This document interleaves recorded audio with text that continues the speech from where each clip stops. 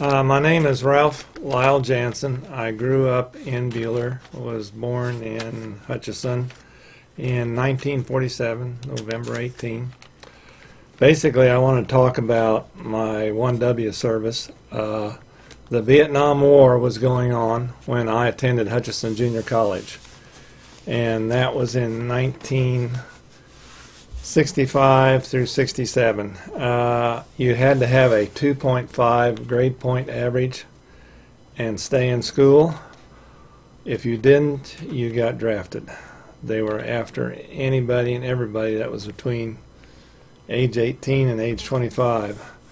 And I was in my second year in college in 1967 and did not have a 2.5 average. And a lot of my friends and buddies were in school at that same time. I can give you an example of a friend of mine that had above a 2.5, and there was another guy that was struggling, and they took the same class. And the guy that had the higher point average, he says, well, if I get a D out of this class, I'll still have my 2.5.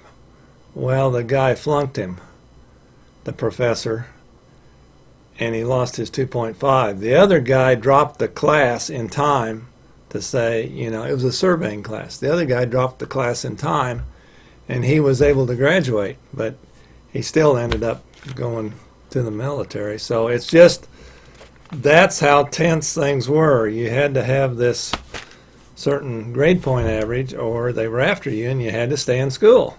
I mean, if you graduated, well, then you were eligible for the draft. Then unless you were a doctor or something, you're going to stay there 5, 6, 7 years and hope the war was over by then. So that's what was going on. Our pastor at the time helped me fill out my 1W papers, and right now I can't remember who that really was. I did not want to kill another person because the government said I needed to. That's one of my biggest problems with the war. It's not the way to behave.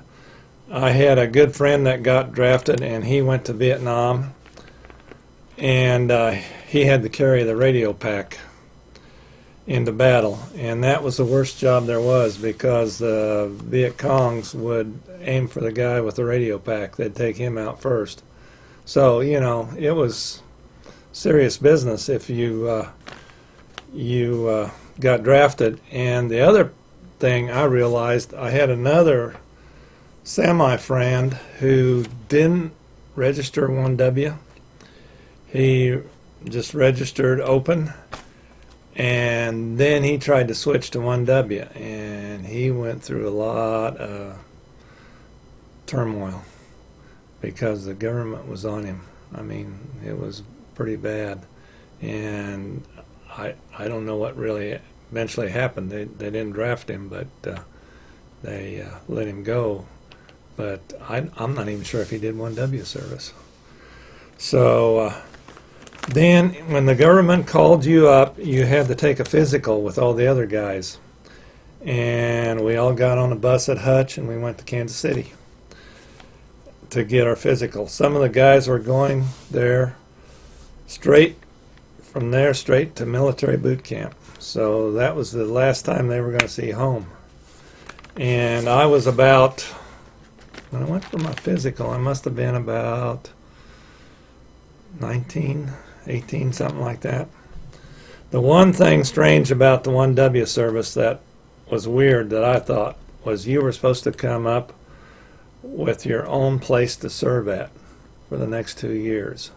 And I thought that was kind of strange. The government says you're responsible for that, and you notify us when you find that place, and we'll say yay or nay, So then at one point there was a guy at Newton that was interested in me. And at one point I was looking at doing service in Saskatchewan in Canada. And it was at a boys' school, and it was right at timberline. That's how high it was up there. The trees quit growing where this school was. And I thought about that for a while, and I thought, man, I'm going to be over these boys that are wayward, boys in trouble, and I'm only about 2-3 years older than them. I just didn't feel like I was quite up for that task. So I kind of turned that job down. And the other problem was that a lot of the 1Ws were going to Denver, and the stories that I heard that from Denver were not good. There was a lot of stuff that was going on that wasn't right, as far as I thought, as far as 1Ws. So I decided to go to Westville, Indiana, a mental institution there. It was called Norman Beatty Memorial Hospital. It was a big mental institution. They had over 1,000 patients. I had a cousin working there and in 1W service, and he was about done with his service, and he said he really liked it there. So that kind of swayed me. So Jim Pankratz, he was a guy that lived here in town. He was about a year younger than me. We packed up our cars in May or June of 1967 and drove to Westville, Indiana. That's where this hospital was, by ourselves. I remember we tried to drive it all the way through, but we didn't make it. We had to stop about 3 in the morning and get some shut-eye in Indiana. Then we drove the rest of the way. And when we got there, the administrator was sort of upset. She said, "You guys just keep coming and expect us to get you a job." She says, "What is it?" But she got us jobs. Jim ended up in the dietary kitchen, and I ended up in the main kitchen. At the main kitchen, we fed about 900 people, or patients, around the clock, and had only 6 or 7 employees per shift. So we had about 2 patients per employee working with us to feed this big bunch. That's kind of how the system ran. It was kind of a little bit haphazard.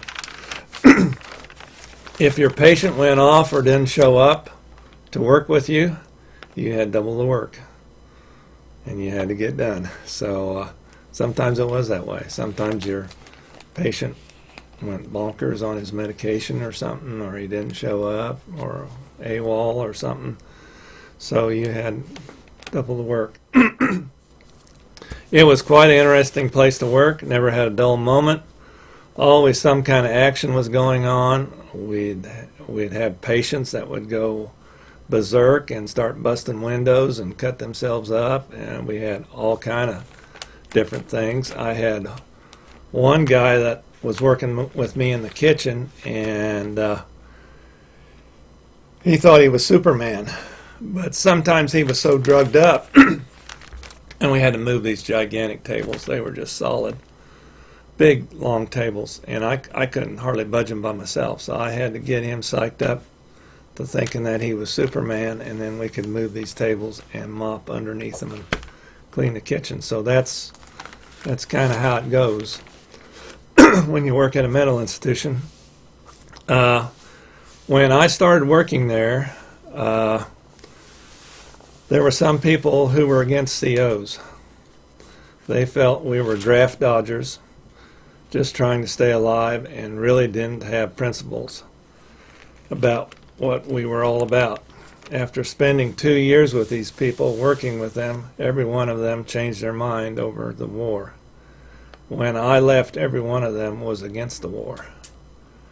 So that was good to see. I think that's what 1W service or conscientious objector does sometimes. It mixes you with other people in the in the country and kind of expresses your point of view, which is probably different than theirs. I worked with when I worked the evening shift, I worked with an all-black crew on the evening shift. I was the only white boy on the shift.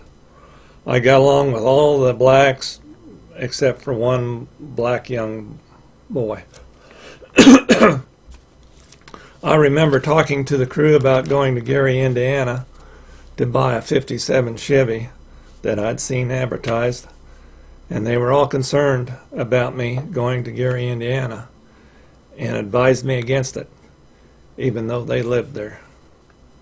That's how tight they were. I felt they were my friends. And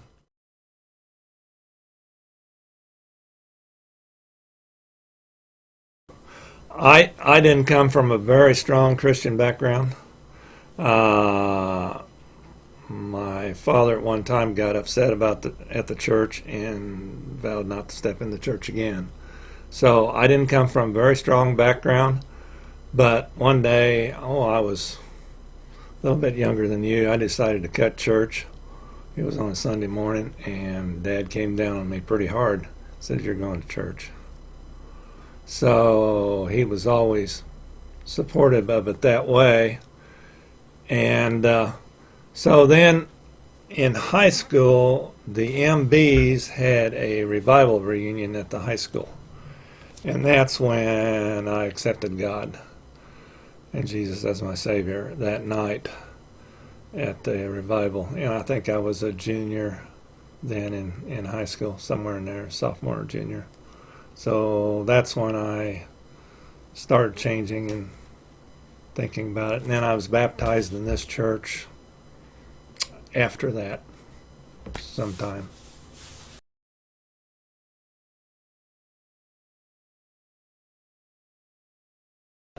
I never had to defend being a conscientious objector or face-to-face with somebody. The form that the government made you fill out was, pretty staunch itself. I mean, there was questions they asked on that they were looking for any reason not to, that you have that position. But that was the only time. Trying to think back. Yeah, I can't think of when I was in service. I mean, when I got there, they were all against 1W service. I mean, they thought, we sent our boys over there to fight, and here you are, working in this kitchen, and they were against it. But as time rolled on, they got to see, the war wasn't right, and what we were doing over there was wrong.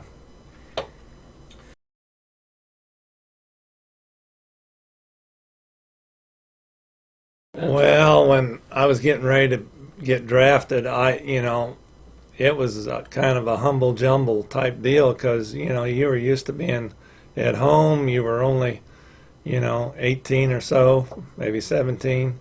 Some of these guys were younger, like 17. And it's quite upsetting. You don't know. You haven't been out in the world. The world wasn't as open as it is now. I mean, we travel all over. Then I'd never been much out of the state of Kansas, So the task of driving all the way to Indiana with a car, was, well, I didn't know the roads. We had maps we looked at, but, it's quite daunting just to say, well, I'm off on my own for 2 years. And how did it grow then, and how was it strengthened? I can't say my faith was really challenged then when I was in service. Well, there were some guys that were doing stuff that wasn't quite right, and I didn't go along with that stuff. And basically that was that. I think after I got married and, other events came about is when I really started to see God's hand at work and what he was doing and really understand things. I think at that age I didn't really understand things as well as later on in life.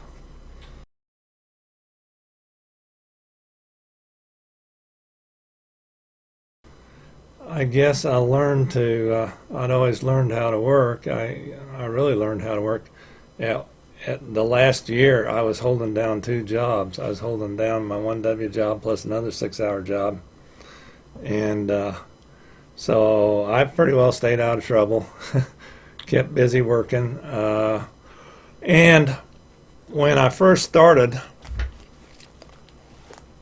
I was in the kitchen, and I was kind of an extra hand, one they really didn't need, but they hired me. I was cleaning all these hoods, these stainless steel hoods. And man, that's a hot job. You're up there, with hot water and ammonia cleaning these hoods. And I was doing such a good job, my supervisor wanted to keep me on that job forever. And I thought, this is going to get old in a hurry. 2 years of cleaning these hoods is really going to get old. Well, luckily there was an old guy. He was about 65 or so. And the donkey broke down. They hauled food to a G building. There was underground tunnels in this hospital everywhere. Everything was connected. So the donkey broke down, so he had to push these carts by hand, and he was about 60 years old. So he couldn't handle that. That's how I got off of the stainless steel. I applied for that job, and my boss didn't want to give it to me, but she finally had to give in and gave me the job because I'm the only one that could push that cart a quarter of a mile down the tunnel, and then at the other end you had to get a running start, go up ramp, turn, and go up another ramp to the second floor. So I was in pretty good shape by the time I got out of service. Well, we finally got the donkey, electrified and going again. But yeah, I had 2 carts that I had to push through the tunnel, about a quarter of a mile. I had a patient, Harold, that helped me with 1 cart, but when they're loaded down they have round cylinders of food to feed the people at that building. When they're all loaded down, they're pretty heavy, and you got to shove them that quarter of a mile, and you got to go up one ramp, turn, and go up the other ramp. And you got to have some muscle to do all that. Probably more dangerous coming down, but the carts are empty anyway. But the one story I want to tell you, we had a big old box about this big that had big old knives and cleavers on the wall, and that had a big old lock on it. Well, one day I was at G building, and we just got done feeding the patients there, and a nurse came up to me and she says, Harold Miller's working with you. I said, yeah. And Harold was one of these guys, he could look this way and this way at the same time. You couldn't tell whether he was looking at you or not because his eyes were messed up. And I says, yeah. And she says, he's got a knife. And I go into the little waiting room where the patient was supposed to wait till we get ready to go back, and he had a knife about that big. And I said, Harold, give me that knife. You're not supposed to have that knife. Give me that knife. And he jumped up and started to run towards me. And boy, then things were going through my head. I was thinking, what am I going to do now, Is he going to come up with the arm with that knife or what? And he got right to me, carrying the knife like this down, got right up to me, and he dropped it right at my feet and ran past me. And that's the only episode I had of getting close to getting hurt. One of our 1Ws got knocked out with a cue stick while I was there in service, and they stole his car, grabbed his keys and stole his car, and were AWOL. 2 or 3 patients were AWOL for about 2-3 days until they caught him. So, but we had cases where employees had gotten killed at the mental institution, and we had a maximum security, which was about 100 guys, but I never went over there. So yeah, it was a learning experience for somebody that's always been on the farm, never been in the city.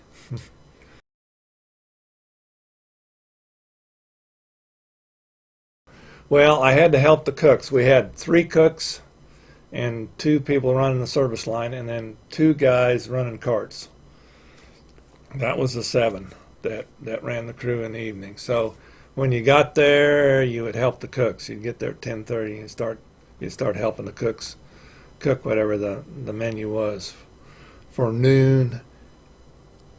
Yeah, the noon one was already going, so you had to help finish that, and then you started working on the evening meal. So you had to do that, and then you had to load your carts and go to the buildings, and then come back and then clean your carts. And sometimes I had to mop the floor in the kitchen.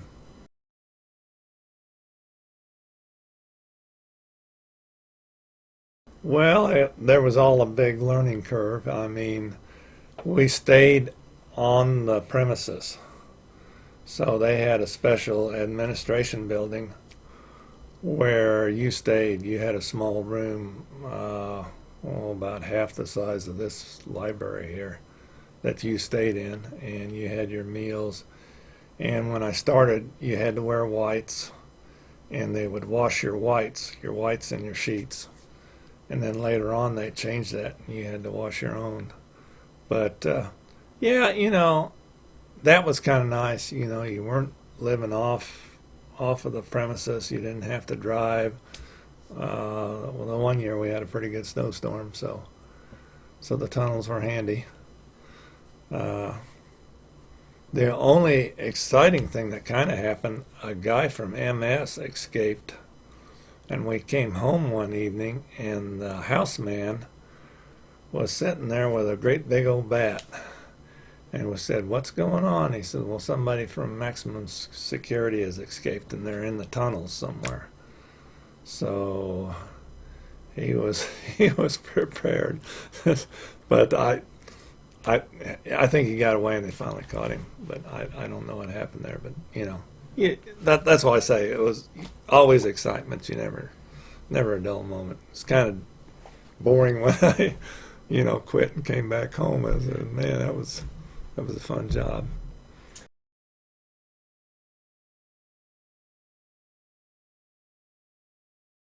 People were saying, "Well, yeah, you're back now," and they'd tell me things or whatever, and it was pretty normal getting back to, the way it was before. At that time, I had met a girl in service, my wife. So, in fact, she was a nurse at the mental institution. So I met her through a blind date. So, and we had dated for about a year, and I asked her to marry me before I left to come home. So I had that kind of thing going on, and then I was home 3-4 months, and then we got married, and then I went to school at Pittsburgh. So then I was back in college again, and this time I transferred all my credit hours from Hutch JUCO, and I graduated from Pittsburgh.